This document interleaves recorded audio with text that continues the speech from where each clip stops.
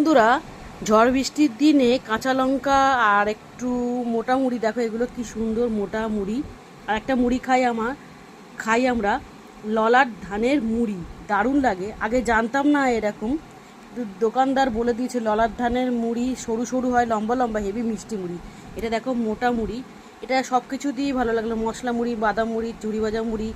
আজকে দেখো গরম গরম পেঁয়াজি আর আছে আলুর চপ, অনেক দিন পরে খাচ্ছি। তোমরা কে কে এরকম মুড়ি আর সন্ধেবেলায় চপ ভালো খাও? এরপরে হবে আদা চা, কেমন লাগবে বলো বন্ধুরা? সন্ধেটা জমে যাবে না? কমেন্ট করে জানাবে কে কে কে কী ভালো খাও তেলে ভাজা। ঠিক আছে, আমার সব তেলে ভাজাই ভালো লাগে, কিন্তু এটা তো শরীরের পক্ষে খুব ক্ষতিকারক। মাঝে মধ্যে খাই, এক দিন মুখে ভালো লাগে না।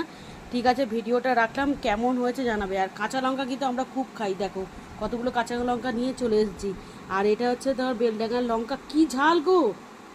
সর্দির মুখে কিন্তু দারুণ লাগে, তাই না? সন্ধেটা জমে যাবে। রাখছি তাহলে, ভিডিওটা দেখাবে অন্য কোনো ভিডিও নিয়ে, অন্য কোনো রেসিপি নিয়ে। ঠিক আছে, টাটা।